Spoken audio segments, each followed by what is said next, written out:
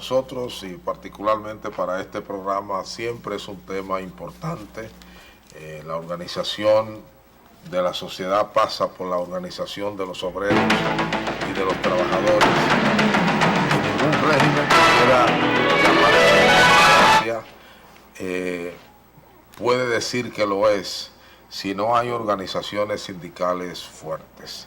El hecho de que nosotros todavía sigamos construyendo gremios y sindicatos y todavía no haya una solidez en ese ámbito de la vida en sociedad, expresa también que la sociedad dominicana es una sociedad que democráticamente no está desarrollada. Y como siempre me acompaña un gran sindicalista y un amigo de este espacio, don Rafael Pepe Abreu, quien es el presidente del CENUS o Consejo Nacional de Unidad Sindical. Con él vamos a pasar revista, es la palabra, a lo que ha ocurrido en el mundo sindical después que nos vimos aquí por última vez. De manera que le invito a que nos acompañe en esta entrevista con don Rafael Pepe Abreu.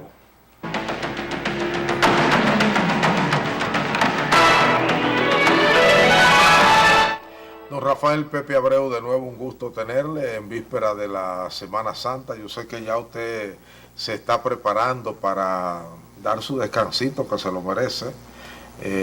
Nosotros tenemos que inventarnos un sistema como el de los presidentes norteamericanos, que cada 2 o 3 semanas van y se retiran a Camp David y dan una descansadita que es entre comillas, porque todo el gobierno se traslada allá, pero juegan golf, trabajan menos, reciben menos visitas, etcétera.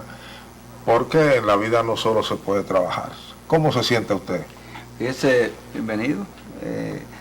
No es común en la República Dominicana oír que un presidente está de vacaciones. Los presidentes aquí no se cansan. Nunca un presidente. Yo nunca he oído a alguien, el presidente de la República, está de vacaciones por 5 días, vamos a suponer. Ni es obligatorio que ellos se hagan un examen médico tampoco. Tampoco es obligatorio y se pasa la vida, pero también es costumbre como de muchos de nosotros el hacer eso. En la parte sindical, por ejemplo, en la parte sindical se acostumbra mucho a la gente que se dedica ya de manera profesional al sindicalismo, sí, nunca hacer pausa, siempre seguir como en rutina. Aunque como usted dice, hay tiempo en que casi se impone por falta de actividad de reto de los otros. Sí, sí, en sí. Semana Santa, inmediatamente la actividad que se da cotidianamente en las empresas y demás asuntos baja de una vez. Y mucha gente pospone demandas, reivindicaciones, negociaciones. Sí, sí. Y siempre dice, bueno, después de Semana Santa continuamos, después de Semana Santa seguimos. No, y que hay empresas que cierran. Sí, y hay empresas que también dan vacaciones colectivas. Este programa lo estamos grabando jueves. Y yo fui en la mañana del jueves a un lugar que tenía que mandar a hacer un trabajo y me dijeron se lo vamos a entregar el sábado antes de la 1 de la tarde porque la Semana Santa nosotros no abrimos. Entonces, pero hay que aprender a descansar. Sí, pasa porque así. El cuerpo lo necesita la mente y la actividad que uno haga, cual que sea, también necesita que uno esté tranquilo y reflexione sobre lo que uno está haciendo en el día a día, porque a veces uno se involucra tanto que tiene poco tiempo o uno deja poco tiempo para pensar en lo que está haciendo. Es tan grande eso, bienvenido, que a veces uno ni siquiera se da cuenta de lo que está haciendo bien. A veces ni siquiera valora lo mismo que está haciendo, se convierte en una rutina tan cotidiana que usted no valora que está haciendo, ni aprecia los aportes que hace. A veces otros se da cuenta más fácil desde fuera observando. Dice, no, pero el sindicalismo ha aportado otra cosa, está aportando la otra, etcétera, etcétera. Usted mismo muchas veces ha recreado conmigo aquí el tema de la representación que tiene el sindicalismo en diversos órganos de dirección. ¿Cómo no? Entonces usted dice, pero el sindicalismo es un ente de poder pese a su debilidad, ¿sí o no? Y de verdad, cuando lo analiza bien, en esa representatividad, tiene más poder que cualquier otra institución del tipo nuestro. Sí, sí, sí. O sea, del tipo nuestro, tiene más poder. Que cualquier, eso se lo debemos un poco a un hombre que nunca debemos olvidar por sus aportes al diálogo, que es Monseñor Agripino Núñez Collado.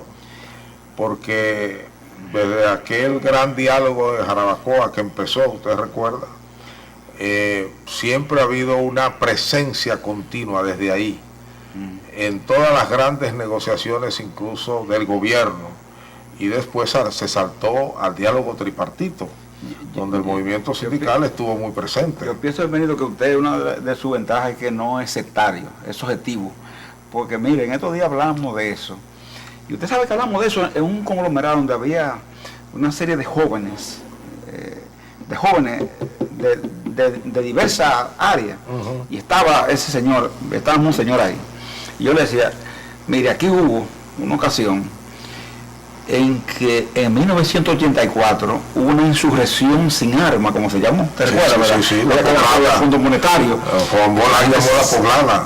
La poblada, fue uno como más acertado, se lanza a la calle la población, oiga, controlar a la policía, a la población ya. Entonces hubo que sacar el ejército, indicarle, ustedes van a controlar eso tirándole a la gente de la cintura hacia abajo, para no matar a mucha gente, pero a los guardias se iba la mano, tiraban a la cabeza también. Bueno, usted sabe que de ahí vino en 1985 la convocatoria al diálogo tripartita en Jarabacoa. Entonces, muchos de nosotros, radicalizados, decíamos, esa intervención de Monseñor contribuyó a que la revolución inminente, como decían muchos, claro, o la insurrección popular generalizada de cierta parte de la izquierda. Y otro decía que estábamos, Narciso, en una etapa pre-revolucionaria. Ya. Entonces, se decía, este diálogo tripartita va a hacer fracasar la revolución, porque está impidiendo que la cuestión se profundice. Y uno se pregunta, Bienvenido, ¿era verdad? ¿Sería verdad? Si ese diálogo tripartita no interviene y el país sigue esa rutina, de lo que se dio en el 84, uno se pregunta después, hoy, ¿dónde hubiésemos ido? Y habría que ver. Lo que pasó ese día, lo único que la izquierda aquí a veces tiene dificultades para mirar objetivamente.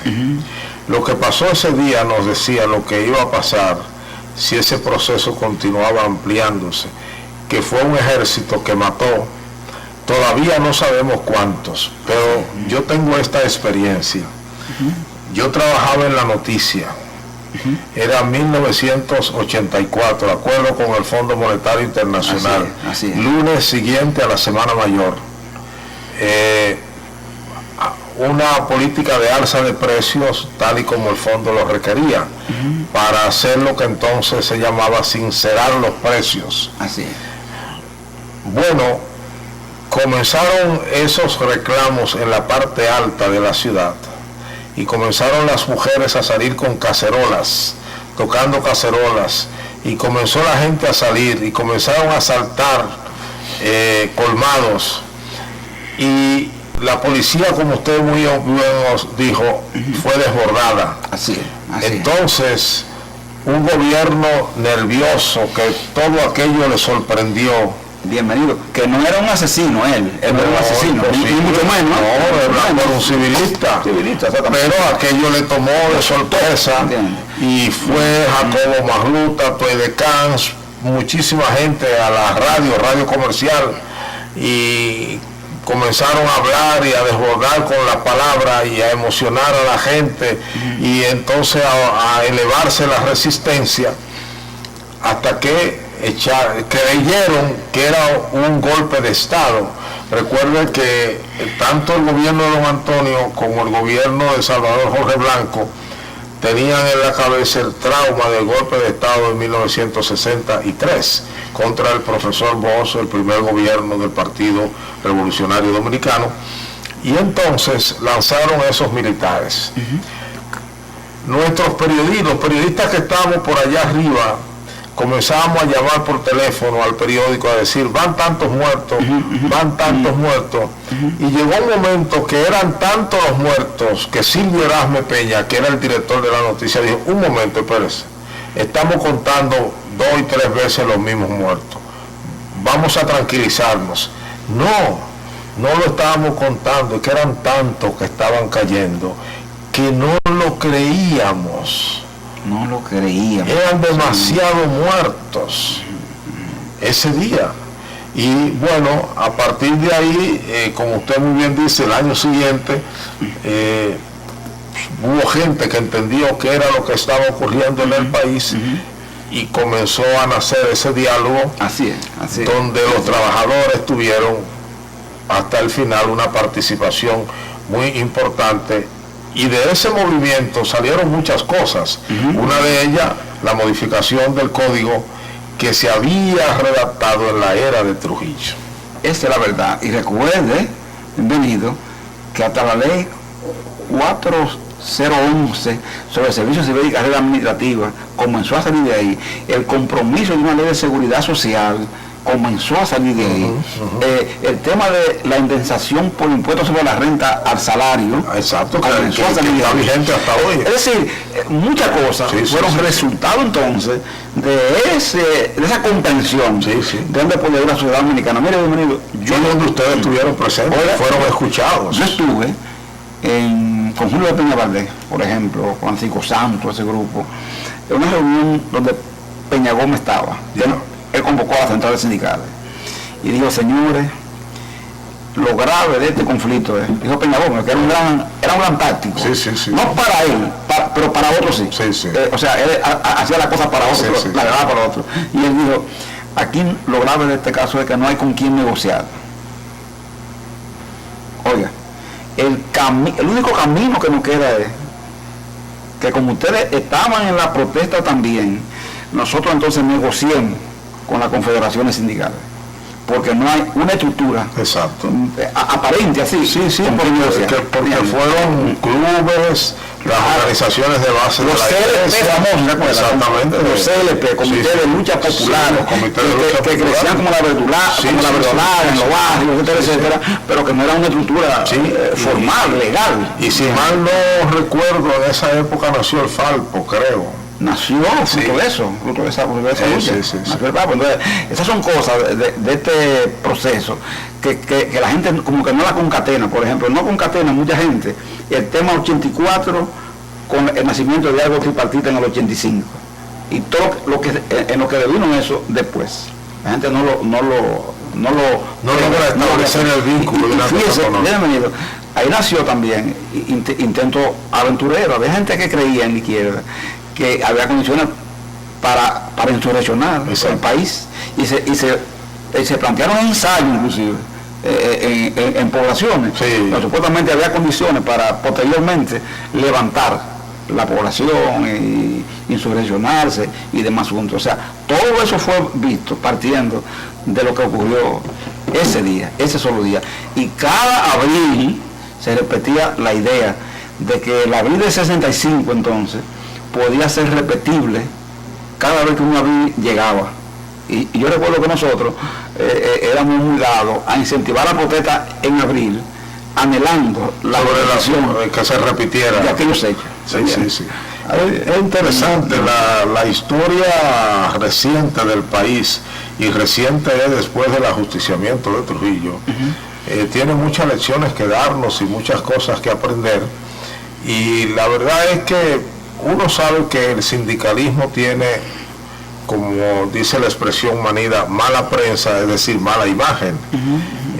Muchas veces es por gravedad, por inercia intelectual, porque no se logra un poco ver todo el itinerario, todo el recorrido que ha hecho el movimiento sindical desde el ajusticiamiento de Trujillo hasta nuestros días, los momentos difíciles de lucha al lado del pueblo, el combate de Balaguer para destruir el sindicalismo, porque eso estuvo en la agenda, no solo del balaguerismo, sino de los norteamericanos, porque consideraban, y usted lo sabe esto mejor que yo, que los sindicatos eran parachoque de la izquierda marxista, y ello, después de la guerra de abril de manera particular, hubo todo un demache de todo lo que fuera izquierda marxista, y dentro de esto también el sindicalismo, vinieron la infiltración de los partidos de izquierda en los sindicatos, y los sindicatos se convirtieron en un momento más que en organizaciones para luchar a favor de los trabajadores y los obreros, eran frente de lucha de los partidos políticos, con las consignas de los partidos y con los objetivos tácticos de los partidos políticos, sin importarle la suerte del trabajador.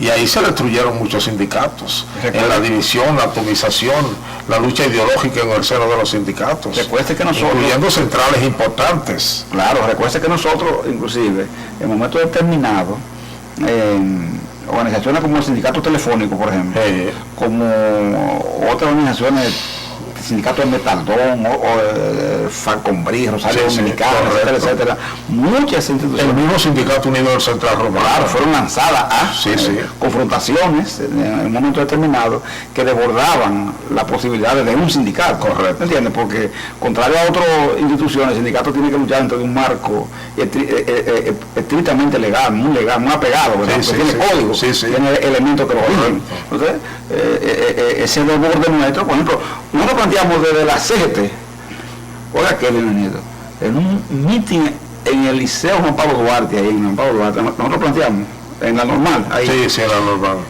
Imagino que el 1 de mayo, ¿no? Un 1 de mayo, que la CGT convocaba al pueblo a la insurrección popular generalizada. Usted se imagina. Desde la CGT. Imagínese usted, todos los gobiernos de seguridad, por supuesto, entiende lo que inmediatamente no podían verlo como un sindicato. Claro, y inmediatamente de manera selectiva, los dirigentes eran por supuesto perseguidos y eliminados, exiliados, muchos, porque Balaguer tenía una idea. Por ejemplo, yo recuerdo que los mismos militares de Balaguer decían, mira, nuestra tesis es en el gobierno, eso lo llegó a decir un general que está vivo, el general Guillermo Guzmán Acosta, pero no lo dijo en la prensa, sino directamente a nosotros. Aquí hay que hacer como en Indonesia. Usted sabe lo que pasó en Indonesia, ¿verdad? Que fue que selectivamente una noche cogieron todos los dirigentes del Partido Comunista Indonés y lo eliminaron en una sola noche, a todos. Entonces, aquí hay que hacer como Indonesia, eliminar a todos ustedes uno por uno. Aquí ustedes se salvan por una cosa nada más, y es que este viejo no quiere que nosotros hagamos eso. Él tiene temor de que lo hagamos. Por eso nosotros vamos a preferir mejor que ustedes continúen en la cárcel, mucho, en el exilio otro. Le dijo él. Sí, no dijo lo otro, la otra parte. Cárcel y exilio nada más. Pero lo otro. Y quedaba el otro, ¿no? La otra opción, claro, eliminarlo. La que era. Pero él decía que ellos, por ellos, se hacía eso como de una sola vez, o sea, hoy mismo. La noche de Indonesia. Claro, eliminar a todo el mundo. Y que Balaguer no era partidario de eso. ¿Sí? ¿No? Que Balaguer permitía, por ejemplo, que una gente como usted hablara en radio comercial, ¿verdad? Usted dirigía, llegó a dirigir Notitiempo, ¿verdad? Bueno, lo permitía, que si Dame Peña hablara ahí mismo, ¿verdad? Escribiera, hubiera un periódico como La Noticia. Correcto. O sea, él tenía un manejo en el que quería aparentar cierto como cierta libertad y democracia mezclada entonces con lo otro. ¿Se comprende lo que? Pero los militares decían que ellos querían ir más lejos aún. Una cuestión importante que creo que aprendimos todos de todos esos años es que el sindicato debe ser un sindicato y que el sindicato debe ser una sombrilla donde quepan todos los que sean trabajadores, sin importar su ideología política, partidaria, y que el sindicato no puede ser un brazo de un partido político. Y cuando hemos ido reconociendo y actuando así, porque hoy yo creo que en todos los sindicatos caben todas las personas sin importar el partido al que pertenezcan ni la ideología que tengan, entonces el resto de la sociedad lo va a tener como un instrumento válido de negociación a favor de sus miembros, que son los trabajadores.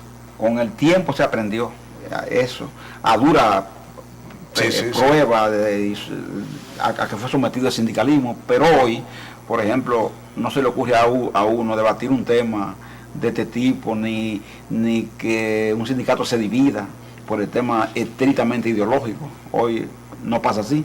Antes era muy frecuente eso. Nosotros llegamos a tener hasta 11 confederaciones sindicales en el país, como fruto precisamente de eso que usted decía, de la fragmentación, de posiciones ideológicas que obligaban a fragmentar a veces entre gente de una misma ideología de izquierda, por ejemplo. Bueno, ahí era que más se matizaba, por ejemplo, en el fraccionamiento, en la desunión, precisamente por eso.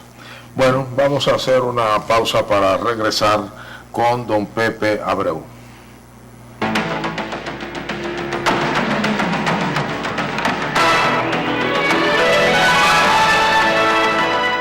Seguimos esta entrevista con don Rafael Pepe Abreu, presidente del Consejo Nacional de Unidad Sindical, el CENUS. Bueno, vamos a dejar un poco el pasado, un pasado que debemos comprender para poder comprender el presente, porque hay una vieja expresión de la antropología marxista, se le atribuye a Carlos Marx, decir, el hombre es hijo de la historia. Y todos arrastramos, ¿verdad? Todos somos parte, consecuencia y causa de la historia al mismo tiempo. Don Pepe, hay un tema que en algunos lugares del mundo comienza a preocupar, del cual aquí nunca creo que hemos hablado mucho, aunque ya hay algunos efectos, que es el tema de la automatización del trabajo y los trabajadores. ¿A qué vamos a hacer con los trabajadores que pierden su posibilidad, sus puestos de trabajo por los procesos de automatización que cada vez más la industria, por ejemplo, aquí en la construcción se han perdido muchos trabajos por la automatización de varias tareas en el proceso de construcción o de una carretera o de un puente o de un túnel o de un elevado o de un edificio o de una casa? Y en las oficinas por igual, porque a través de la tecnología digital, la tarea que la hacían 5 personas, ahora la hace uno. Aquí todavía no ha llegado el tiempo de que sea necesario reflexionar sobre eso.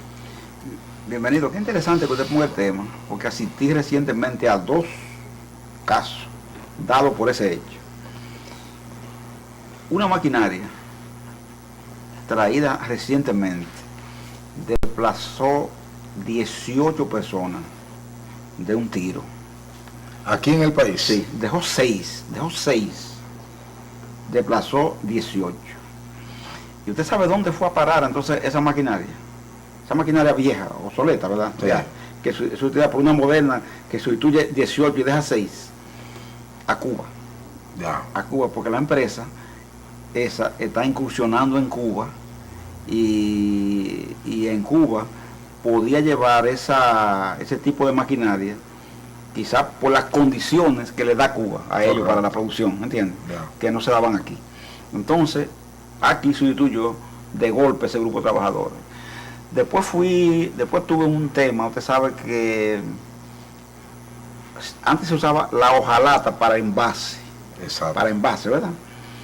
Entonces, un departamento fue suprimido prácticamente entero que se dedicaba a ese tipo de labor, y traído entonces un robot, la robotización, bienvenida, que desplazó, ya envasando de otro modo, armando de otro modo los envases, alrededor de 85 personas. Perdieron su trabajo.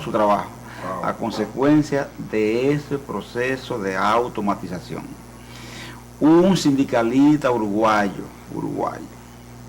dijo recientemente en un evento convocado por la Confederación Sindical Internacional, dijo, bueno, aquí tenemos que ver una cosa, decía él, es que Uruguay es un país con un sentido capitalista, sí. Latinoamericano, sudamericano, pero se diferencia mucho del resto de Latinoamérica. Es muy país pro-europeo. De 3 millones, con más terreno que nosotros, correcto, etcétera, etcétera. Bueno, entonces él decía ¿Qué se hará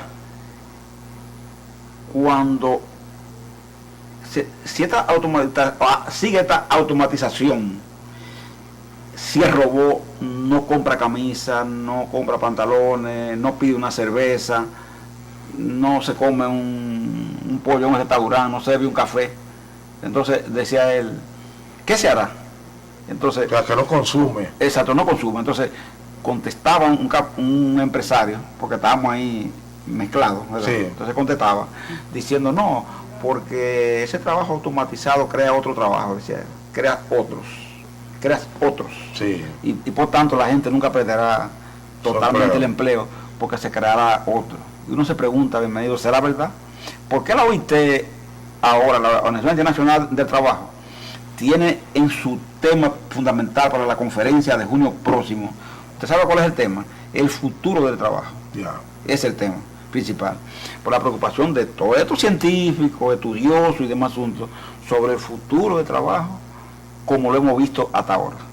¿Me entiendes? O como lo conocemos hasta ahora. Entonces, por eso es que yo digo que un tema como este tiene que ser preocupante y que nosotros como sindicalismo, por ejemplo, yo sé que usted me lo abordó ahora, pero por lo general nosotros no mencionamos ese tema. No lo abordamos en ningún sitio. ¿No? Exacto. Estamos haciendo aquí porque usted lo puso, ¿entienden lo que? Pero ni nos lo pone un periodista, ni un comunicador, pero tampoco nosotros. Bueno, yo soy un periodista, lo está poniendo un periodista. usted por la clase periodista que es, pero casi nadie le habla a uno de un tema así y uno tampoco lo habla. A pesar de que usted me dice que ya ustedes han tenido experiencias. La experiencia práctica, sí. Práctica, pero fíjese que yo... Ahora, ¿cuál fue el destino de esos 85 trabajadores? ¿Usted cree que yo no denuncié eso? ¿Sabe por qué? No. Porque no lo puedo denunciar. Exacto. Porque yo lo hago. ¿Sabe lo que van a decir? Se opone a la modernización. Sí, se está oponiendo a eso. Y la verdad que no es un caso denunciable.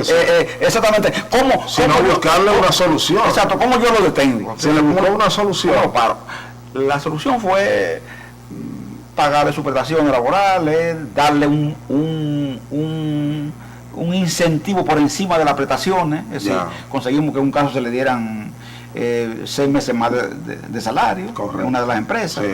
En otro conseguimos que se le dieran 3 meses más. Eso había venido como darle un poquito más de tiempo para que coman, y quizás que se reinserten en otras cosas, o instalen algún negocito. Usted comprende lo que uno ahí se queda menos porque por lo menos la empresa fueron capaces siquiera de reconocer eso, ¿verdad? Exacto. Lo vamos a desplazar. Bueno, y nuestra ley, le pregunto, nuestra ley, nuestro código no tiene previsto una situación especial para cuando se da la pérdida de empleo por esa razón. Miren, bienvenido, en la ley nuestra no existe en el código. Fíjese, es interesante porque como ahora estamos discutiendo el código, quizás sea novedoso, ¿verdad? Meter esto, ¿por qué no? Porque si nosotros lo logramos en algunos convenios colectivos, por ejemplo, en algunos convenios colectivos nosotros planteamos una cláusula que se denomina cambio tecnológico. Okay. Eso es previendo lo que pueda pasar hace muchos años atrás. Pero siempre el cambio tecnológico nosotros lo vemos visto desde la visión de que si ocurre el cambio tecnológico y usted desplazado, yo soy desplazado, no compensen.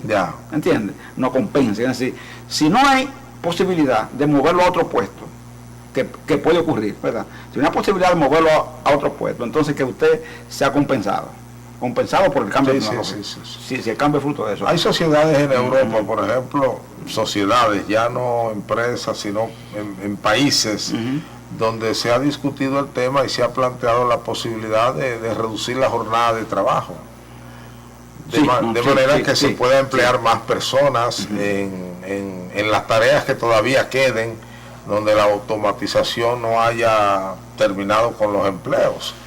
Porque hay casos en que la automatización puede eliminar un 10, un 15, un 20, un 50% de los empleos, pero hay casos en que casi elimina el 100%.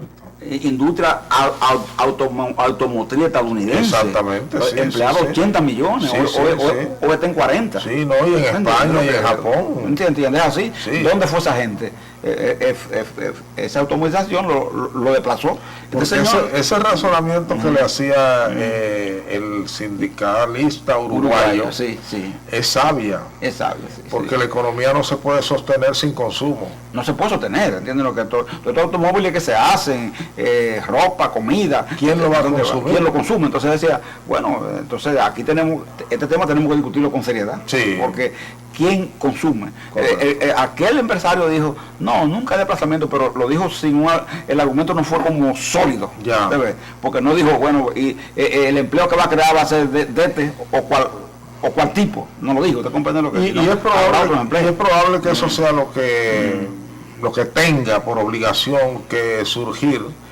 Pero eso no va a ser por generación espontánea, eso hay que inducirlo, o sea, hay que diseñar políticas para eso, porque siempre tendremos aquí, allá y acullá capitalistas cuyo único interés sea acumular.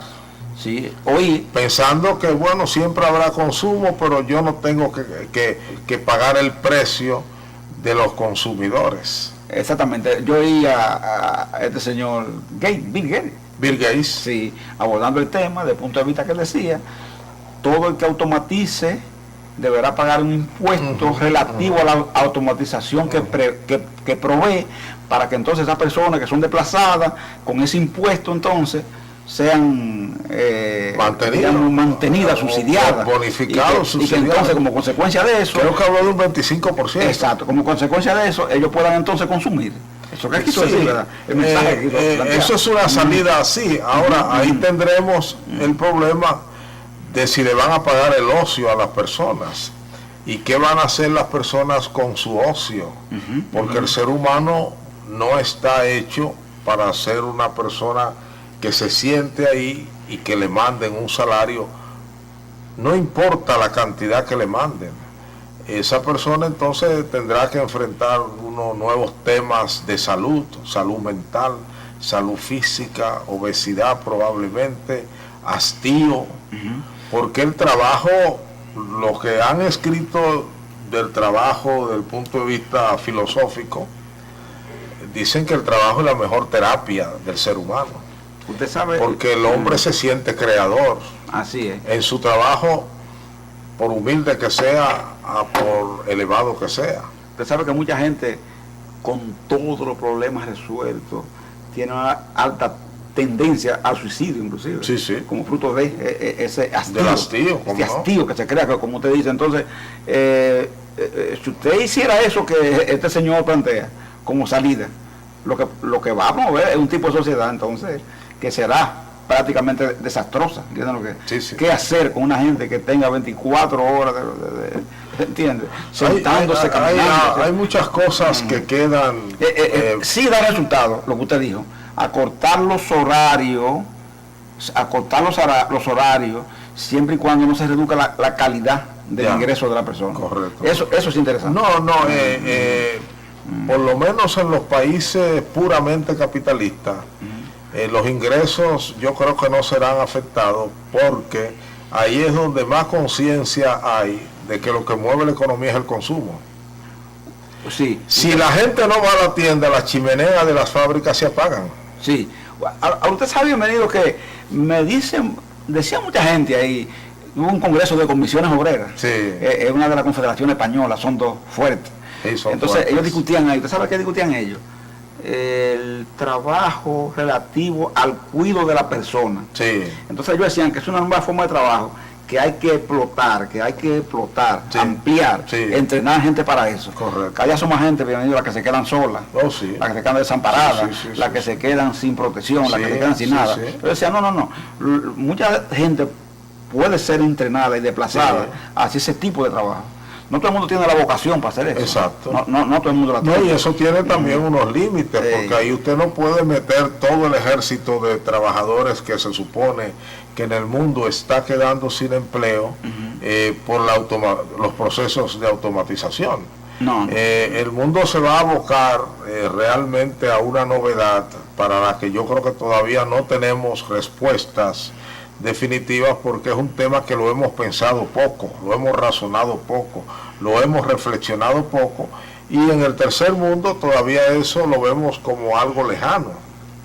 Sí, pero algo tan lejano que, como usted está diciendo, pocas personas por lo general los abordan. Sí. En el mismo sindicalismo, por ejemplo, no es un tema de agenda. Ya. Hablamos de salario, seguridad social, esto, pero ese tema, no lo abordamos, pese a que no ocurre. Sí, porque fíjese que yo le conté, en breve tiempo, estamos hablando del año pasado y este año. De dos casos que usted conoce. Dos casos que yo pero conozco. Probablemente hay empresas determinadas donde hay sindicatos, donde hay una Exacto. relación sindical y están afiliadas con nosotros, ¿verdad? Yo pienso que en el sector participar. financiero debe estar ocurriendo, porque todos los años los grandes bancos de aquí hablan de la gran cantidad de transacciones que realizan online, es decir, por vía de internet. Y probablemente hay bancos que dicen que más del 50% de sus transacciones ya son hechas por vía online. Y la meta de ellos es, por ejemplo, reducir al mínimo las transacciones en las que tenga que intervenir la persona. Entonces, si usted dice, bueno, ese no es un sector de muchos empleos, eso es verdad, pero si ahí se reduce el empleo en un 50%, ahí va a quedar una cantidad X de personas que tienen que encontrar espacio en el resto de la economía. Y tenemos una economía que no está generando empleos, sino lo que antes llamábamos subempleo, que ahora le llaman empleo informales. Ahí vi al sector empresarial, industrial, manufacturero, diciendo que de 2000 acá han sido desplazados 273.000 personas del empleo de manufactura. Entonces, como usted dice, ¿hacia dónde esa gente van? Bueno, eso tiene que verlo ellos.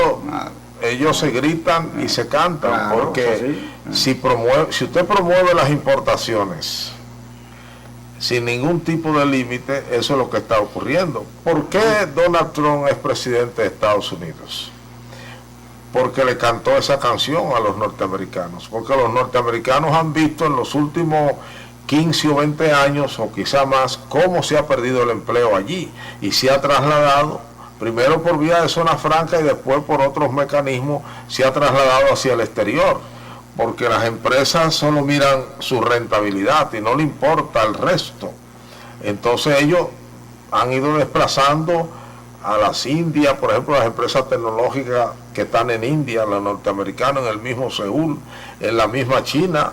Ya sabemos, por ejemplo, que un producto como cuando salió uno de los iPhone famosos, hubo una revista, yo no sé si fue la revista Time, que hizo un gráfico con un teléfono iPhone y fue mostrando cada parte de ese teléfono en qué país se había hecho, y era muy poco, prácticamente nada lo que se había hecho en Estados Unidos, lo cual quiere decir que esa compañía a quien dio beneficio en términos laborales fue a empleados de otros países, no a empleados norteamericanos. Entonces, eso le quiere decir a nuestra industria, ¿verdad? Nuestros industriales, que ese terreno perdido, se estaban quejando, ¿verdad? Ese terreno perdido se debe precisamente a eso, ¿verdad?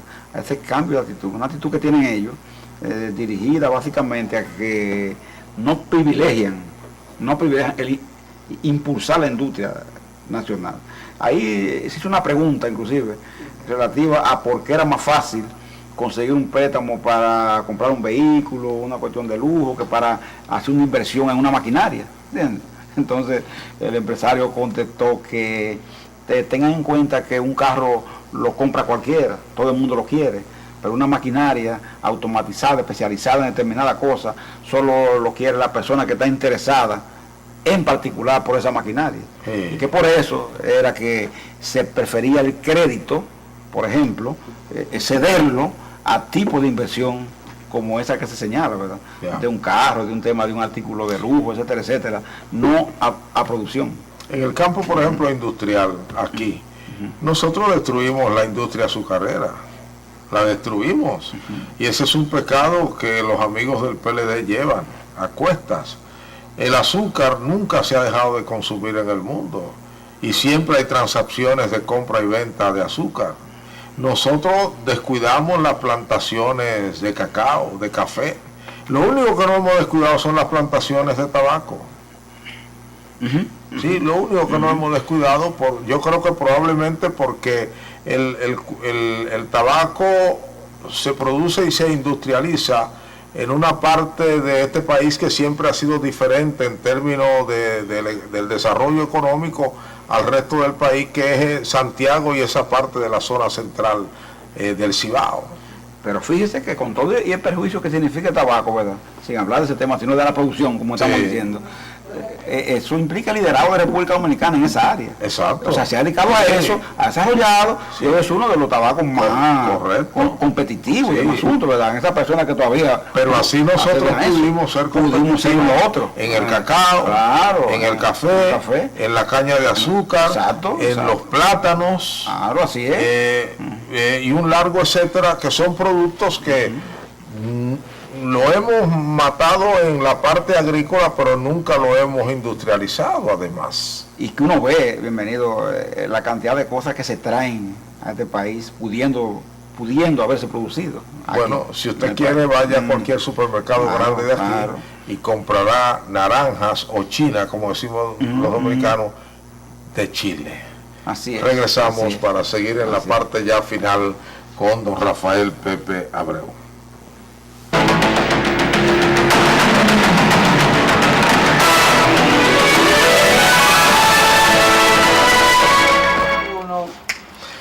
Don Rafael Pepe Abreu, creo que ustedes ya han regresado a la mesa de negociaciones sobre el código y se ha estado ahí conversando, no sé si con mucha sistematicidad, por lo menos la prensa no se ha enterado mucho, y bueno, yo veo a las empresas cada vez más convencidas de que el costo del trabajador es muy alto, que la bonificación o por lo menos la liquidación final, el tema de la seguridad social, que por algún lado hay que recortar para seguir creando empleo. Yo no sé, es una situación muy difícil en una economía donde el presidente cuenta que nosotros creamos cientos y tantos miles de empleos por año, pero uno de esos empleos me encontré en estos días con una señora que consiguió 500 pesos prestados y puso un puesto de chimichurri frente a un colegio. Y ella me dice, eso no me da ni para comprar una taza de leche para mis hijos, pero yo, para no estar sentada en la casa, me pongo a hacer eso. Pero aquí el gobierno cuenta eso como un gran empleo. Usted sabe que nosotros nos estamos reuniendo todos los jueves en la tarde, ahí en el Ministerio de Trabajo. Ya. Este diálogo tiene, acuérdese que esto fue creado un decreto del presidente de una comisión. Tenemos 3 años ya hablando sobre el tema. Y lógicamente mucha gente se pregunta por qué no llega a acuerdo. Hermano, es un tema de intereses, hay que entender eso.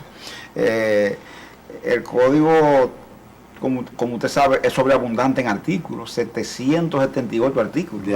Como son nuestras leyes en estos países, dicen muchas cosas, abundan, pero cuando usted va a la esencia, se da cuenta que son 7 u 8 artículos. Correcto. Casi el contenido de ese código completo. Y entonces los empresarios, por supuesto, saben qué buscan, ¿verdad? Y como usted dice, ellos siempre insisten en lo que ellos llaman abaratar el costo del despido. Así que ellos dicen, abaratar el costo del despido. Pero cuando usted le pregunta ese abaratamiento, en qué consiste, entonces ellos comienzan a teorizar sobre ese tema, sobre la base de alegar que si nosotros permitiéramos, por ejemplo, que la cesantía tenga lo que ellos denominan un techo, 3 años, por ejemplo, para todos los trabajadores, y que se aplique, como dicen ellos, solo a los nuevos contratados. Pero la cesantía creo que tiene un techo de hasta un año. No, la cesantía en nuestro caso, en el caso nuestro, eso es lo que le preocupa a ellos, tiene el tema de que es progresiva. Si usted tiene 10 años, recuerde que antes de 92 sí tenía un techo de un año. Sí, pero después nosotros en el 92 logramos que fuera bloquear eso y se cubre todo el tiempo. de la persona. Porque por un asunto, bienvenido, por un asunto. Es que el legislador lo que vio fue... ¿Es una quincena por año? Sí. No, va subiendo ahora. O sea, ahora, cuando usted tiene hasta 5 años, son 21 días. O sea, de 1 a 5, ¿verdad? Okay. Cuando usted pasa de 5, son 23. ¿Entiendes? 23 días por año. Si son dos partes. Antes, en el viejo código, eran 15 días por año. Pero usted lo tiene ahí. Entonces, ¿qué fue lo que... Ahora el mínimo es 21 días por año. 23. No, el mínimo. 21 de 1 a 5 de 1 a 5, sí. Y de 5 adelante, 23 días. ¿Qué fue lo que vio? Año. Lo que el legislador vio. El legislador le concedió al empresario dominicano un derecho como omnímodo sobre el trabajador. Sí. Y ese derecho a decirle, hemos decidido ponerle fin a su contrato. Correcto. Pero yo quiero saber por qué no tienen, yo no tengo que darle ninguna explicación. Ni la ley le exige tampoco. Ni a mí como empresario me obliga a dar explicación. Correcto. Yo lo único que tengo que hacer es pagarle a usted el desahucio que le corresponde, ya, y nada más. Entonces, por ese poder, entonces, que le dio el legislador al patrono, al empresario, entonces le dijo, tú tienes que pagar una indemnización, que es la cesantía. ¿Usted comprende lo que es? Ahora, cuando al empresario se le dice, usted está dispuesto a renunciar entonces a ese derecho al despido, al desahucio sin alegar causa, usted está dispuesto a renunciar a eso, y nosotros entonces renunciamos a la cesantía, y todos los conflictos los judicializamos, entonces. Porque lo que va a haber es muchos reclamos. Sí. Usted me canceló por tal cosa, por la otra, por aquella, por la otra. Va a cada caso, bienvenido, va a ir a un tribunal, por lo general. Es lo que pasa en los países donde esa figura no existe. Bueno, entonces los empresarios dicen que no. Que ese derecho ellos no pueden cederlo porque el arma que ellos tienen, dicen ellos, para someter a disciplina a la persona. Es decir, su derecho, ¿verdad? A desahuciarlo cuando estimen conveniente sin alegar causa. Entonces, frente a eso, nosotros no podemos aceptar lo que ellos plantean de un cambio en esa estructura, y por eso es que el tranque ahí se ha mantenido. O sea, ahí no hay cambio. No hay cambio. Ellos dicen que nosotros lo pongamos para los trabajadores del futuro, de la juventud, de los nuevos contratados, pero uno dice, bienvenido, uno puede contratar, tiene derecho a contratar hacia la baja por alguien que todavía no está en un escenario. Consideramos que no, que si alguien debe negociar eso, son los que vengan en el futuro, deben negociarlo ellos, ¿entiendes? No nosotros adelantarnos a una negociación, porque toda la negociación que se ha hecho en materia laboral siempre ha sido para avance, no la podemos hacer para retroceso. Entonces nosotros no podemos negociar con ellos. Hay países similares a los nuestros en este tipo de formulación para el despido. Sí, mire, yo le voy a decir una cosa. Ramón Herrera Carbucci, que es el presidente de la Sala Laboral de la Suprema Corte de Justicia, es del este también, es San Pedro Macorís. De San Pedro. Ramón Herrera Carbucci me decía, Pepe, yo, antes de estar en esa sala, ¿verdad?, cuando él era un abogado, era juez. Él decía, yo le he dicho a mi amigo empresario que hay que tener cuidado con eso, porque me llevaron a presenciar en tribunales, ¿verdad?, como fruto de la formación de él, varias formas de audiencia, de cómo dirimir conflictos de ese tipo, ¿verdad? Correcto. Entonces, ¿qué era lo que él veía? Que, por ejemplo, habían países similares a los nuestros donde esa figura no existía. Entonces, trabajadores lo despiden, lo desahucian y someten al empresario. Bueno, ¿por qué? Y el trabajador alega que lo cancelaron por una discriminación de tal tipo, del tipo que sea. Hay muchas discriminaciones. O le parece que hay una discriminación contra él. Bueno, entonces el empresario tiene que ir a explicar que no, los abogados de ambas partes. Entonces, decía él, viven llenas las salas de gente en disputa, ¿entiendes? Por forma de despido que se han producido y que el trabajador, por ejemplo, no acepta. Correcto. No está determinado. Entonces, ¿qué decía él? Por eso el sistema del desahucio es más cómodo para el empresario, porque tiene que indemnizar, pero no tiene que explicar. Correcto. Ni tampoco se arriesga, ¿entiendes? Ni pagarlo a un abogado. A que un conflicto se judicialice, se paguen abogados y demás asuntos. En los países desarrollados, que es lo ideal, que nos desarrollemos, ¿verdad? Lleguemos ahí. Eso, la figura de cesantía no existe. No existe. ¿Por qué? Porque usted tiene un seguro de desempleo que está ahí, bienvenido, que está ahí mismo. Y cuando usted lo sacan de aquí, usted no va a quedar desamparado, porque hay una ley, un sistema de seguridad social real, en el cual usted se apoya. Usted no va a quedar en la calle. Porque ese seguro de desempleo, incluso una de sus obligaciones es lograr que usted se recoloque en otro puesto laboral, ¿entiende lo que? Pero en un país donde eso no existe, si usted hace lo que pretenden los empresarios, se puede el caso que se dio en Perú cuando Fujimori, que él quitó con la dictadura, ¿verdad?, que impuso toda esa prerrogativa y que creó un fondo de compensación. Ocurrió que ese fondo de compensación, bienvenido, se agotó. Entonces andaba la gente en la calle buscando formas de respuesta y desamparada. Entonces nosotros no podemos permitir que la gente de trabajo, mujeres, quede desamparada. Sí, además en general, un argumento quizás no estrictamente laboral, pero sí de sentido común. En el país tenemos que, mientras persistan los niveles de pobreza y de precariedad salarial que nosotros tenemos, a la economía, a los mismos empresarios por consiguiente y a la sociedad para su equilibrio, le conviene no buscar fórmulas que depauperen y empobrezcan más a la población, porque hay que evitar un desequilibrio social. La inestabilidad de una sociedad, la estabilidad, perdón, de una sociedad es un prerequisito para el progreso económico. Bienvenido, usted sabe. De los de arriba y de los del medio y de los de abajo. ¿Sabe una cosa? Ese hecho evita hasta la violencia que antes se daba en las empresas. No, y que aquí los salarios son salarios, la mayoría de los salarios, lo saben ustedes mejor que yo, están por debajo de la canasta familiar. Muy por debajo. La gente vive con un déficit constante. Bienvenido, además, el trabajador dominicano, ¿sabe lo que le disgusta al dominicano? Lo único que al trabajador dominicano le disgusta es que lo despidan y no le den su cuarto. Así que el trabajador dice, si el trabajador, una empresa le dice, mire, usted no puede, aunque esté medio inconforme, si le da su compensación por desahucio, el trabajador, mire, queda hasta agradecido de la empresa. Cuando yo era director del Siglo, le voy a hacer esta anécdota que refuerza eso. Allá había un chofer, bueno, lo cancelaron. Y el administrador dijo de manera muy personal que él no le iba a dar su liquidación. Y yo recuerdo que el chofer me llamó y me dijo, licenciado, yo soy muy amigo suyo, yo lo respeto, yo esto. Pero mire, yo voy a estar ahí al frente. En mi motorcito usted me va a ver y ahí yo voy a tener un hierro. Cuando el administrador salga, si no me da mi cuarto, yo lo voy a matar.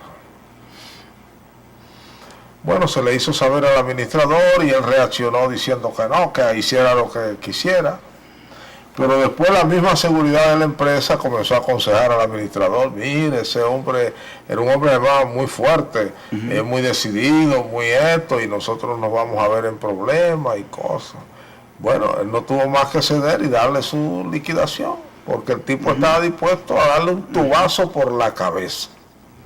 ¿Te ves? Entonces, por lo que usted dice, porque no me da mi cuarto. Eso ocurría frecuentemente aquí. Sí. Cuando el Código Trujillo, eso era muy frecuente que ocurriera. Este código, inclusive, evitó eso. Por eso aquí usted no ve muchas huelgas obreras. Usted no la ve. ¿Por qué? Porque la gente sabe que tiene una forma de procedimiento de reclamo, que está establecido. Porque en el Código Trujillo el derecho era simulado. Es decir, usted podía ir a un tribunal, pero el tribunal no existía. ¿Entiende lo que es? Aquí no. Ahora usted tiene un tribunal que existe, que se reúne, hay una corte de trabajo, hay una sala en la Suprema para eso, hay una primera instancia. ¿Usted me entiende lo que es? Y la mayoría de casos son fallados, inclusive favorables al trabajador, en los casos de ese tipo. Por eso no se ve esa violencia que antes era característica del tipo de relación que es la relación trabajador-empleador. Don Rafael Pepe Abreu, presidente del Consejo Nacional de Unidad Sindical, como siempre ha sido un gusto, ha sido un programa para mí muy aleccionador, muy pedagógico, y la verdad es que usted tiene mucha historia en la cabeza, que ojalá un día se le ocurra escribir sus memorias porque sería muy interesante tanto en su vida política como en su vida sindical. A ustedes gracias por igual y nos vemos en el próximo programa.